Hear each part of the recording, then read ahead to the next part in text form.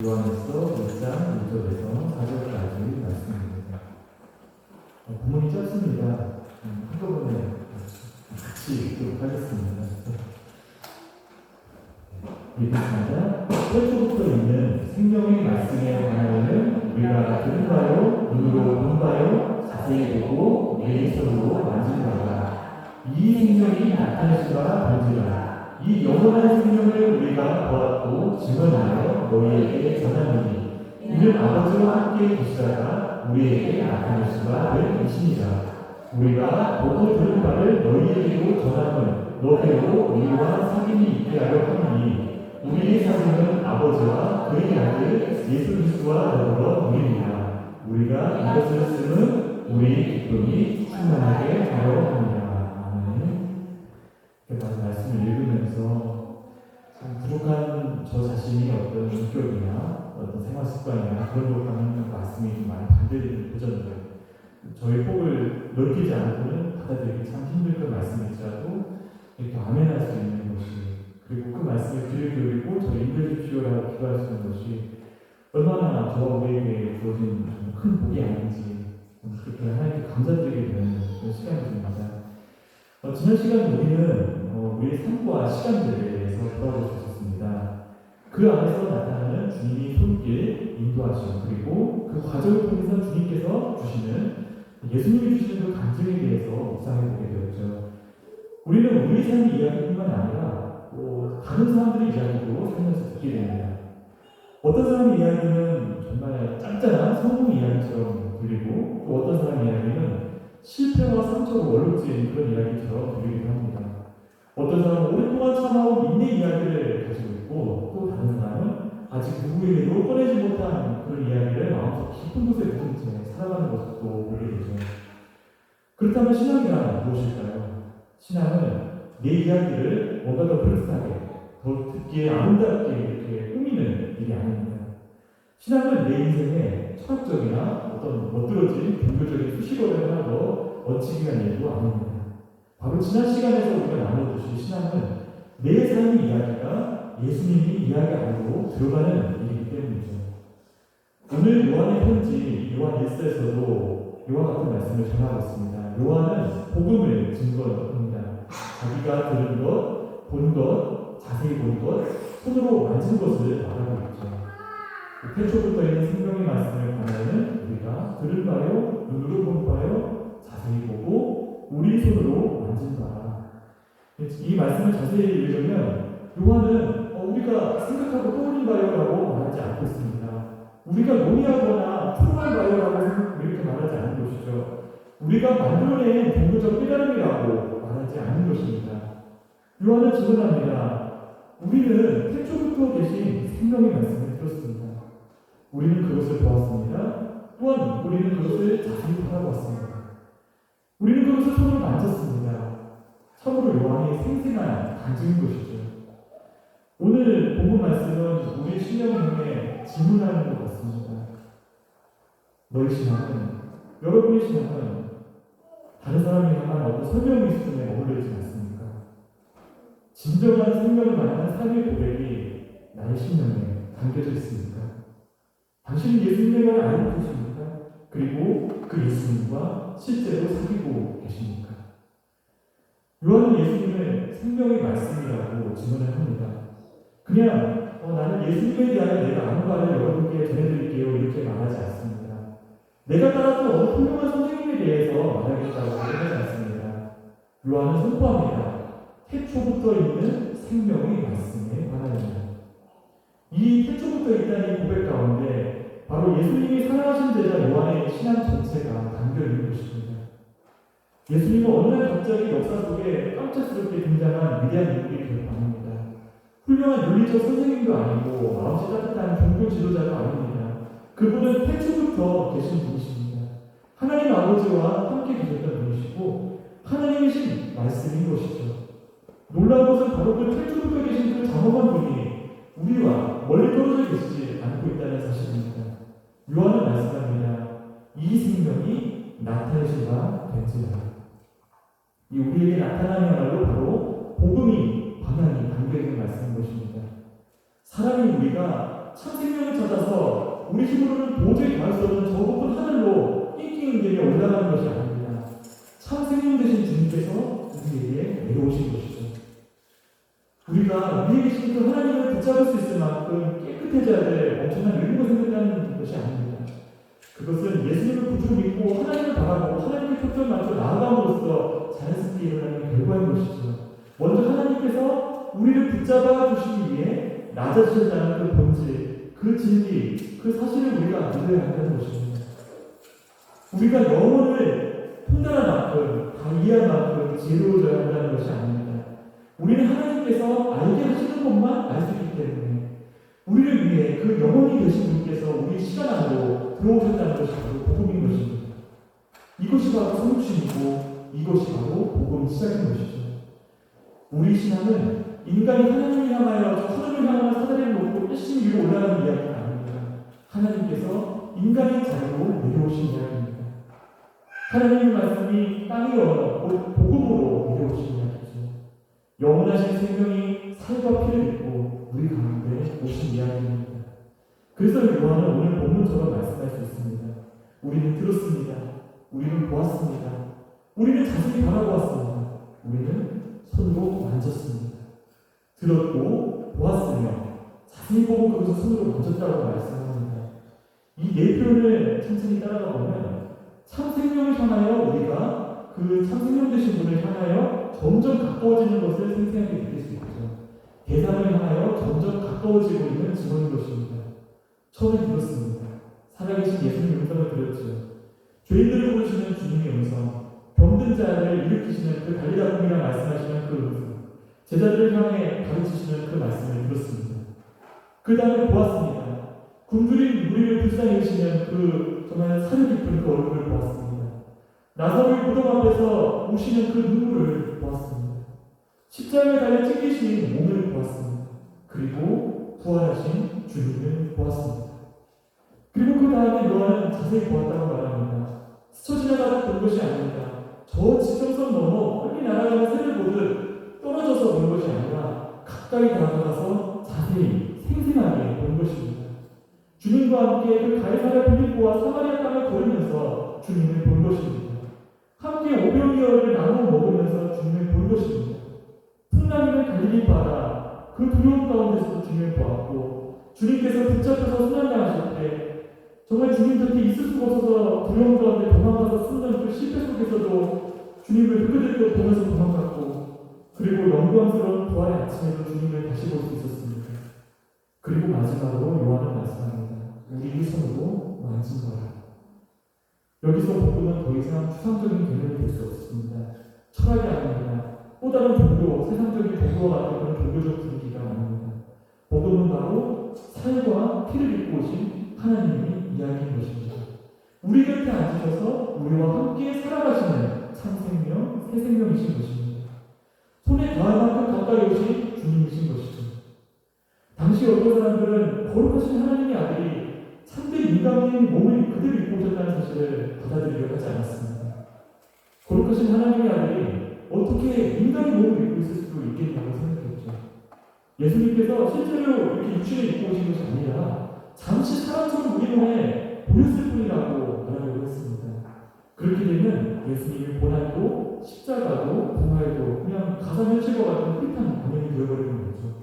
그냥 다른 종교들과 같은 이야기가 되어버리는 것 뿐입니다. 하지만 요한은 단호히 말합니다. 아닙니다. 우리는 실제로 들었습니다. 그리고 우리는 실제로 보았습니다. 우리는 손으로 만졌습니다. 예수님께서는 당신들이 말하는 그런 환상이나 철학적 개념이 결코 아닌 것입니다.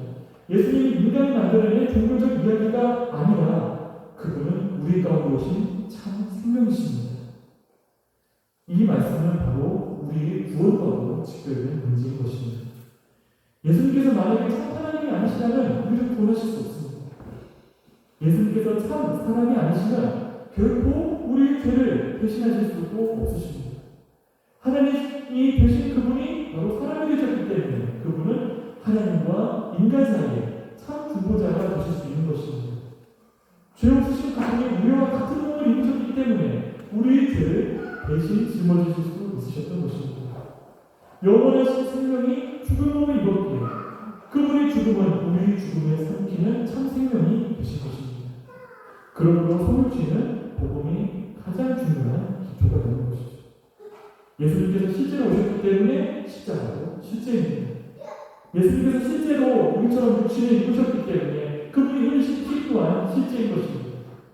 예수님께서 실제로 죽으셨기 때문에 죄사함도 실제입니다. 예수님께서 실제로 부활하셨기 때문에 하늘을 향한 우리의 생각 또한 실제인 것입니다.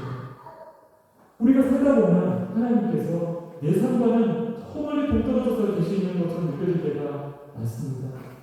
막막한 상황에서 기도해보지만 하늘은 닫힌 것 같고 지칠 대로 지쳐서 말씀을 읽어도 마음이 움직이지 않고 때로는 예배를 드려도 삶은 그대로인 것처럼 정체감이 느껴질 때도 있죠. 그때 요한일서 1장은 우리에게 증언해주고 있는 것입니다. 예수님을 보십시오. 하나님은 저 멀리 다른 차원에서 우리를 가만히 내려다보시고 하는 분이 아니십니다. 하나님께서는 우리의 고통을 저 멀리서 관찰만 하신 분이 아니십니다. 하나님께서 우리 가운데 오셨습니다. 우리의 몸을 입고 오셨습니다. 우리의 피곤함을 하시고 우리의 그 말 못할 눈물을 헤아리시고 우리가 겪는 그 배신과 외로움과 죽음의 공포를 그대로 지나가셨습니다. 생명의 말씀이 우리에게 나타나셨다는 것입니다. 신앙의 시작은 내 믿음의 크기, 이러한 복음을 받아들이는 그 내 믿음의 그 용량을 먼저 헤아려보는 것이 아닙니다. 주님을 향한 내 마음의 뜨거움을 먼저 확인해보는 것도 아니죠. 먼저 참 생명이신 예수님을 바라보는 것입니다. 나에게 오신 예수님, 도저히 저 올라갈 수 없는 저 높은 하늘에서 우리를 위해 친히 내려오신 주님, 내가 그분을 온전히 붙잡을 힘이 없기 때문에 먼저 나를 붙잡아 주신 그 주님을 바라보는 것입니다. 그리고 이 생명은 예수님이 사랑하신 제자 요한이라는 한 사람이 기억 속에서만 머물지 않습니다. 그 생명은 바로 증언이 되어서 흘러갑니다. 오늘 본문에서 요한은 말씀합니다. 우리가 보고 들은 말을 너희에게도 전하노니. 여기서 중요한 말이 바로 너희에게도 여러분에게도입니다. 요한은 자신이 본 것을 자신만의 그 소중한 추억으로 남겨놓지 않았습니다. 자신이 주님께 들은 것을 자신만의 감동으로 묻어놓지 않았습니다. 그가 만난 생명은 그의 마음속에 이렇게 잠자듯이 고여있지 않았습니다. 그는 전했습니다. 증언했습니다. 나누었습니다. 복음의 증인은 자기 체험을 자랑하는 사람이 아닙니다. 자기가 본 생명을 전해주는 사람입니다. 자기가 들은 말씀을 나누어주는 사람이죠. 자기 영광을 살리는 사람이 아니라 예수 그리스도의 생명을 증언해주는 사람인 것입니다. 복음은 그렇게 우리에게까지 다가온 복된 소식인 것입니다. 한 사람이 듣고 또 다른 사람에게 전했습니다. 한 사람이 보고 또 다른 사람에게 증언했죠. 한 사람이 생명을 만나고 그 생명을 다른 사람에게 나누어 주었습니다. 그러므로 우리가 예수님을 믿는다는 것은 아무런 근거가 없는 그냥 종교적인 열심이나 감정을 붙드는 게 결코 아닙니다. 내 마음속에서 만들어낸 그런 자기 위로를 신앙으로 부르는 그런 억지가 결코 아닙니다. 혹은 막연히 좋은 일이 생기기를 바라는 그런 종교적 기대 또한 결코 아닌 것입니다. 우리는 증언 위에 서 있습니다. 참 생명을 보고 들은 자들이 증언 위에 서 있는 것이죠. 사도들이 전한 복음 위에 서 있는 것입니다. 성경이 우리에게 전해준 예수 그리스도의 말씀과 사건 위에 우리 믿음이 서 있는 것입니다. 이것은 참으로 중요합니다. 우리 마음은 환경에 연약해 있어서 자꾸 흔들리기 마련입니다. 오늘은 믿음이 있는 것 같다가도 내일은 그 특별한 믿음이 온데간데 없는 것 같습니다. 오늘은 하나님의 사랑이 가까이 그리고 생생히 느껴지다가도 내일은 저만치 멀리 느껴지게 됩니다. 돌이켜보면 우리가 믿음이라고 착각하는 그런 여정이 실은 얼마나 상황과 감정에 좌우되는지 모릅니다. 어떤 날은 기도하면 주님께서 바로 내 옆에 계신 것 같은데 어떤 날은 아무리 기도해도 허공에 대고 혼잣말하는 것 같습니다. 하지만 믿음은 그런 내 유동적인 감정 위에 서 있는 것이 아닙니다. 믿음은 바로 성경 말씀이라는 증거 위에 세워지는 것입니다. 상황 앞에서 내 마음이 흔들려도 변하지 않는 사실은 바로 우리를 위해, 저를 위해, 여러분을 위해 예수님께서 오셨다는 사실입니다. 내 감정이 식어도 이 생명의 말씀이 나타나셨다는 사실은 변하지 않습니다. 내 확신이 깨어도 흔들리고 약해질지라도 나를 위해 돌아가신 예수님의 십자가는 실제인 것입니다. 내가 의심해도 그 예수님을 보고 듣고 손으로 만진 그 부활의 증언은 사라지지 않는 것입니다. 신앙은 내가 성경 지식 안에 나를 억지로 이렇게 붙잡아 놓는 그런 힘이 달려있는 것이 아닙니다. 하나님께서 말씀 안에서 영원히 변하지 않는 말씀 안에서 아무 자격 없는 나를 붙들어 주시는 은혜인 것입니다. 그렇다면 오늘 우리는 어떻게 그 성경을 듣고 보고 또한 만나겠습니까? 요한은 육신의 눈으로 예수님을 볼 수 있었습니다. 예수님의 음성을 실제로 들었습니다. 예수님과 함께 식사했고 함께 길을 걸었고 같은 공간에 있었습니다. 하지만 우리는 그렇지 않습니다. 우리는 갈릴리길에서 예수님과 함께 걸으면서 예수님의 음성을 직접 듣지는 못했습니다. 초일 만찬에서 요한처럼 예수님 곁에 길에서 이렇게 누워있지는 못했습니다. 부활하신 주님을 육신의 눈으로 바라보지는 못했습니다. 그렇다면 우리는 예수님과 멀어져 있는 사람들일까요? 요한이나 제자들만, 2000년 전의 그 사람들만 예수님과 가까이 있었고 우리는 예수님과 상관없이 멀리 떨어져 있습니까? 아닙니다. 오늘 우리는 말씀을 통해, 변하지 않는 말씀을 통해 예수 그리스도를 만납니다. 말씀을 통해서 그리스도의 음성을 듣습니다. 말씀을 통해 주님이 얼굴을 봅니다. 말씀을 통해 우리에게 나타난 그 참생명 앞에 설 수 있게 되는 것입니다. 성경은 단순한 역사 문서가 아닙니다. 오래된 지혜 가르침이나 교권 모험집이 아닙니다. 성경은 증언입니다. 참생명이신 예수님, 참생명이신 생명의 말씀에 대한 증언인 것입니다. 우리가 성경을 펼칠 때 그저 우리가 글자를 읽는다고 여겨서는 안 됩니다.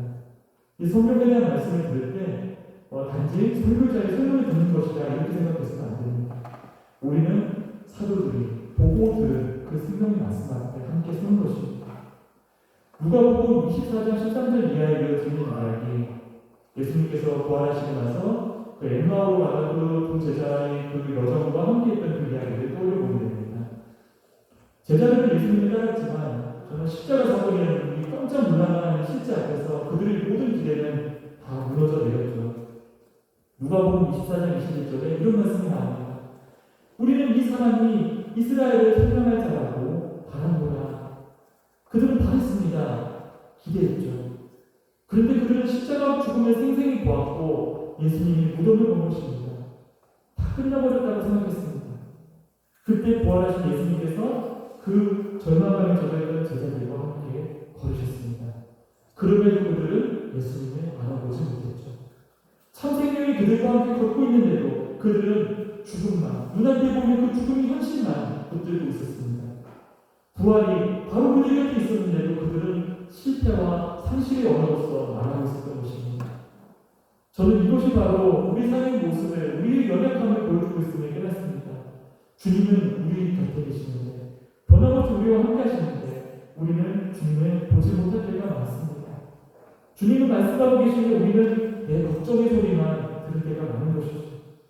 주님은 우리와 함께 걷고 계시는데 우리는 나 혼자 이 사막길을 혼자 걷는다고 생각할 때가 있습니다. 그때 예수님께서는 어떻게 하셨습니까? 먼저 성경 말씀을 풀어주셨습니다.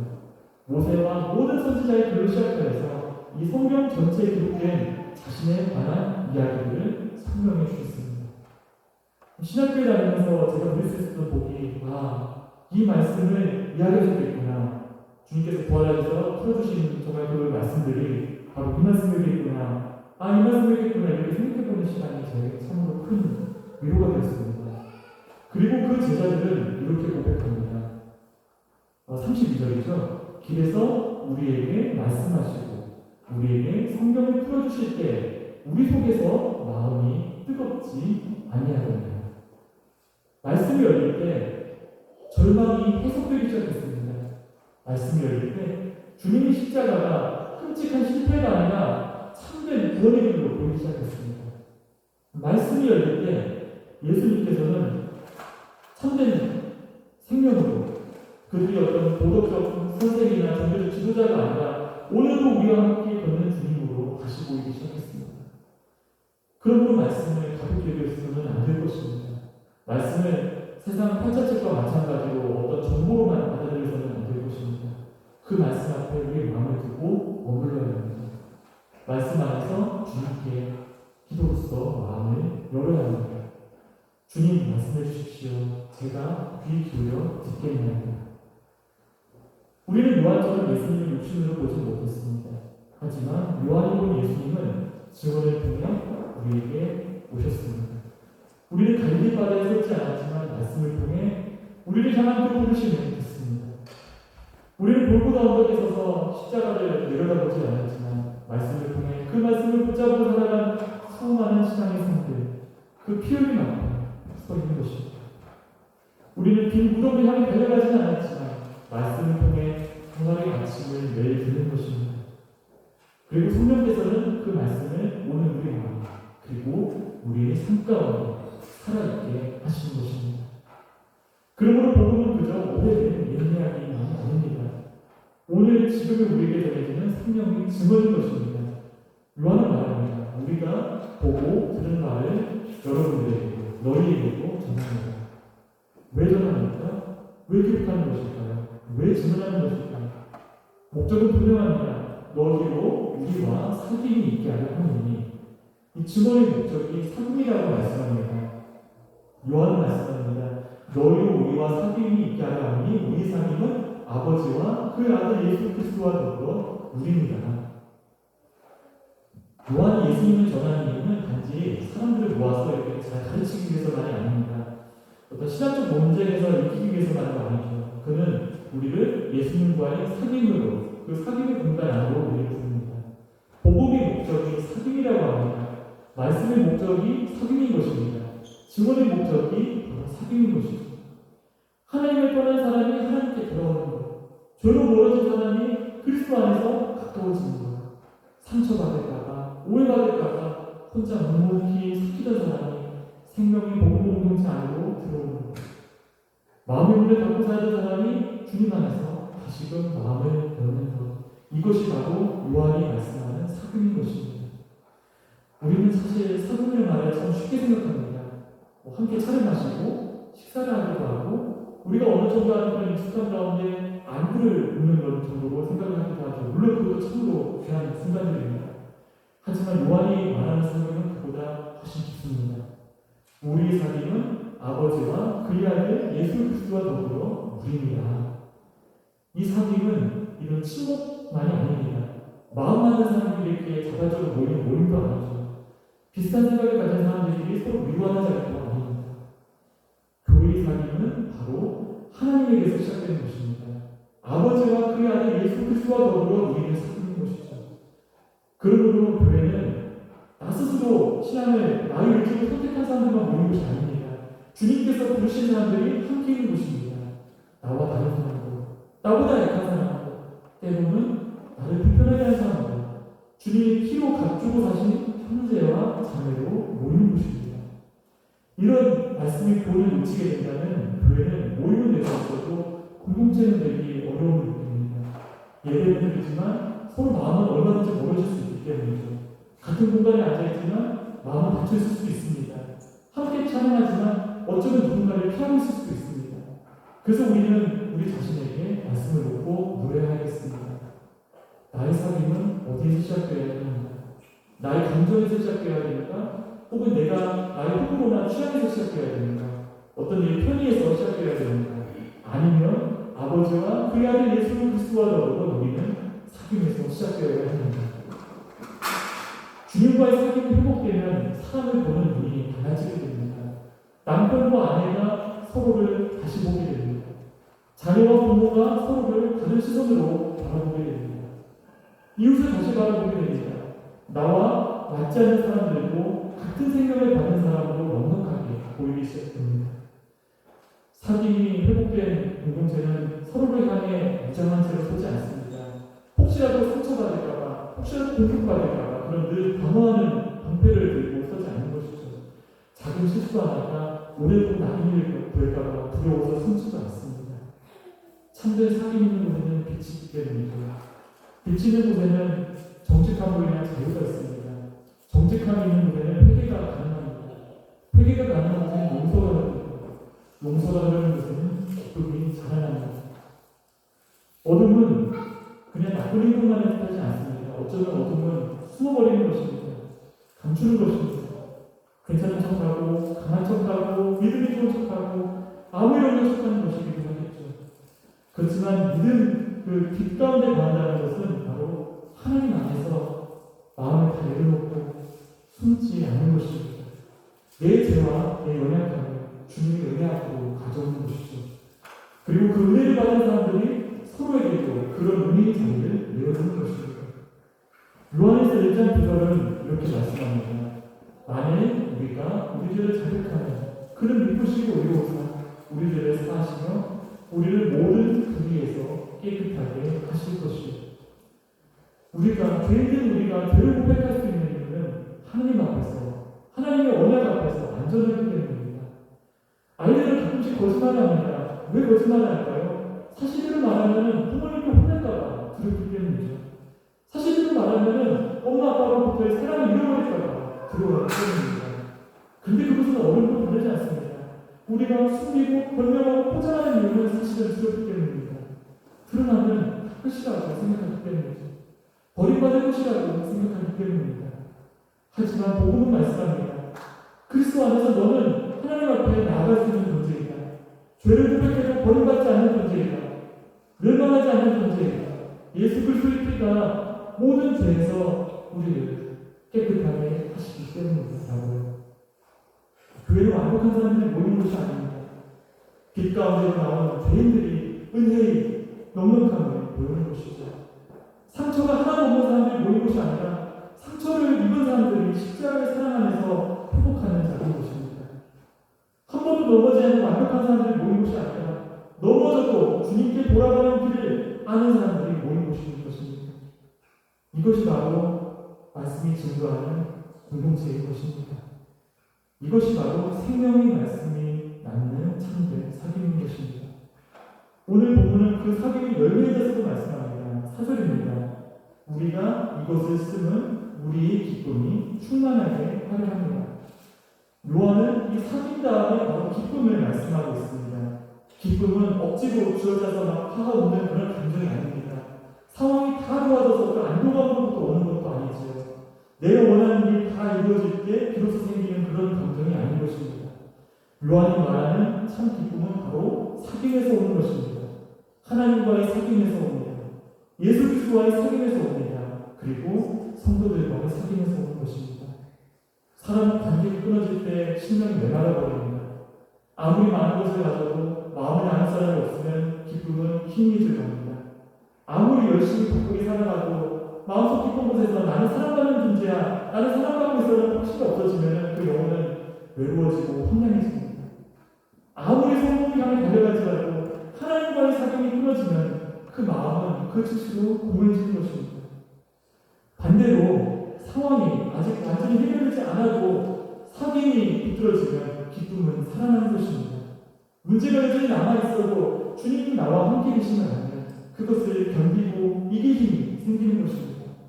내 마음속 상처가 아직 다 아물지 않았다 할지라도 주님이 사랑 안에 머물면 다시 일어설 용기가 성령으로부터 부어지는 것입니다. 이 기쁨은 바로 생명 되신 예수님으로부터 오는 기쁨인 것입니다. 바로 사귐에서부터 오는 기쁨인 것이죠. 예수님께서 나의 참 생명이시고 내가 그분 안에 있으며 그분이 나를 버리지 않으신다는 사실에서 오는 기쁨인 것입니다. 이 기쁨은 세상이 결코 빼앗을 수 없습니다. 왜냐하면 이 기쁨의 뿌리는 내 상황, 나의 어떠함이 있지 않고 아버지와 그의 아들 예수 그리스도와 더불어 누리는 사귐에 있기 때문입니다. 우리는 잃어버린 기쁨의 많은 부분은 바로 이 사귐의 문제와 연결이 되어 있습니다. 하나님과의 사귐이 멀어지면 우리의 기쁨은 자연히 약해집니다. 말씀을 듣고 말씀을 피곤해하고 말씀을 떠나는 마음이 메말라지게 되는 것입니다. 죄를 품고 그 죄를 주인 사람 살아가면 우리 마음은 어두워집니다. 관계가 막히면 기쁨도 펴지죠. 그러므로 기쁨을 억지로 만들어내려 하지 말고 참 사귐으로 돌아가야 합니다. 말씀 앞으로 돌아와야 합니다. 주님께 마음을 열어야 합니다. 대하는 그 어두움을 은혜의 빛 가운데 가지고 나와야 합니다. 주님은 우리를 정말 3당 5일을 주주 외리를 윤리적 사람이나 마음 단단한 것 바리새 같은 종교인으로 부르지 않으셨습니다. 의무감으로 남한테 좋아 보이는 모습으로 버티는 사람으로 부르지 않으셨습니다. 입으로는 정답을 말하지만 마음속에는 조금도 기쁨이 흐르지 않는 사람으로 부르지 않으셨습니다. 주님은 우리를 생명으로 부르셨습니다. 사귐으로 부르셨고 기쁨으로 부르셨습니다. 이것이 바로 요한의 간증입니다. 이것은 복음입니다. 그리고 이것은 생명으로 초대인 것입니다. 오늘 우리는 요한의 간증을 들었습니다. 저는 보았습니다. 저는 들었습니다. 저는 자세히 보았고 손으로 그것을 만졌습니다. 그 생명은 우리에게 나타나셨습니다. 그리고 제가 보고 들은 그 생명을 여러분께도 전합니다. 여러분도 우리와 사귐을 갖게 하기 때문입니다. 여러분의 기쁨이 충만하게 하려고 합니다. 이것이 바로 요한의 간증인 것입니다. 오늘 이 말씀이 그대로 우리의 고백이 되었으면 좋겠습니다. 저도 그 생명을 듣기를 원합니다. 저도 그 생명을 보기를 원합니다. 저도 말씀 안에서 주님을 만나기를 원합니다. 저도 남에게 좋은 말을 해주는 그런 신앙만이 아니라 주님과 사귐의 신앙으로 살아가기를 원합니다. 우리가 붙들어야 할 것은 어떤 막연한 기대감이나 종교적인 마음이 아닙니다. 우리가 회복해야 할 것은 어떤 일상생활이나 교회생활의 어떤 일정한 믿음만도 아니죠. 우리가 다시 만나야 할 분은 바로 생명의 말씀 예수 그리스도이신 것입니다. 예수님은 어떤 문자, 정보나 복음으로 오신 분이 아니라 생명으로 오셨습니다. 우리와 사귀게 오신 것입니다. 때문에 우리는 다시 주님 앞으로 나아가야 할 것입니다.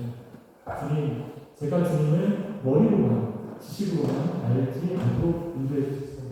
주님, 제가 주님을 형식적으로만, 종교적으로만 붙들지 않도록 인도해 주옵소서. 주님, 제가 주님을 제 상관은 처음을 떨어져 계신 분으로 여기지 않도록 붙들어 주옵소서. 오늘도 말씀 안에서 주님을 바라보고 듣게 하소서. 주님과 사귀게 하소서. 그리고 그 사귐이 우리의 가정으로 흘러가게 해주시옵소서. 그 사귐이 우리 가운데 흘러가서 우리의 말과 태도와 삶에서의 선택의 영역으로 충분히 흘러가게 하여 주옵소서. 그 사귐에서 사랑이 나오고 그 사귐에서 정직함이 나오고 그 사귐에서 기쁨이 회복되게 하옵소서. 끝으로 나눈 찬양은 주님 말씀하시는 겁니다. 이 찬양은 오늘 말씀의 자연스러운 응답이라고 하겠습니다. 생명의 말씀이 우리에게 나타나셨고 그 말씀이 오늘도 우리를 부르신다는 우리의 응답은 하나의 것입니다. 주님이 말씀하시면 듣겠습니다. 주님이 부르시면 나아가겠습니다. 주님이 멈추라시면 멈추겠습니다. 주님이 가라하시면 가겠습니다. 이것은 그저 성경 노래만이 아닙니다. 바로 사귐이 고백인 것이죠. 나를 찾아오신 생명의 말씀 앞에서 주님, 이제 제 마음을 주님께 내어드리겠습니다. 주님께 맞추겠습니다라고 고백하는 노래인 것입니다. 오랫동안 갇혀있던 마음을 주님 앞에 열기를 원합니다. 말씀 앞에 무너진 마음을, 우리 앞에 무너진 그 마음을 주님께 온전히 올려드리기를 원합니다. 사귐에 메말라있던 우리 심령을 주님께 올려드리기를 원합니다. 주님께서는 오늘도 말씀하시고 그 주님의 말씀은 참 생명입니다. 우리 함께 고백하는 마음으로 찬양하겠습니다.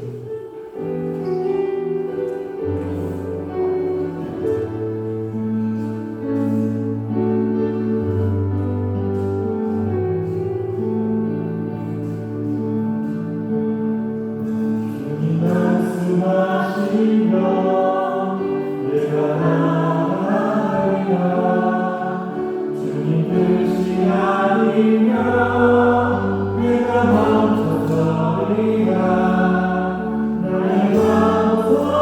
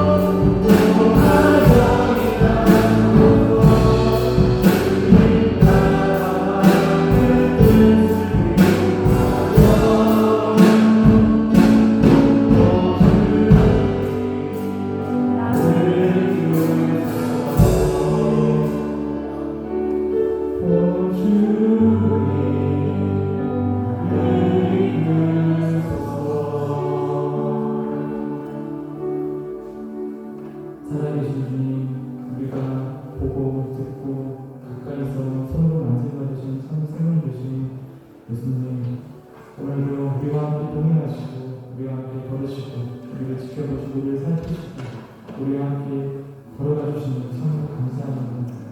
우리가 주님의 나라와 그 뜻을 위하여 한 걸음 한 걸음 앞으로 나아갈 때 우리 삶 가운데 주님의 영광, 주님의 이끄심이 그리고 주님의 증언이 퍼져나갈 수 있도록 인도하여 주옵소서. 모든 것을 주님께서 하셨습니다. 우리는 주님께만 찬양과 영광을 돌려드린다라고 고백할 수 있는 귀한 날들을 이번 한 주간도 그렇게 허락하여 주시옵소서. 예수님의 이름으로 기도하겠습니다. 아멘.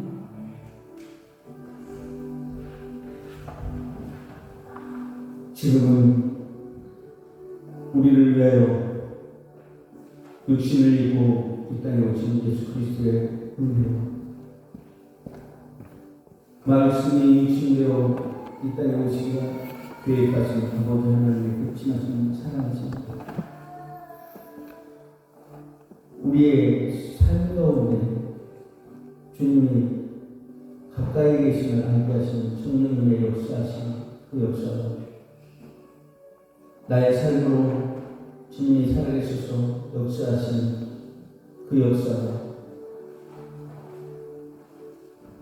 우리의 아버지의 지식이 아닌 주님이 나의 삶으로 드러나는 그런 신앙으로 우리가 살아낼 수 있고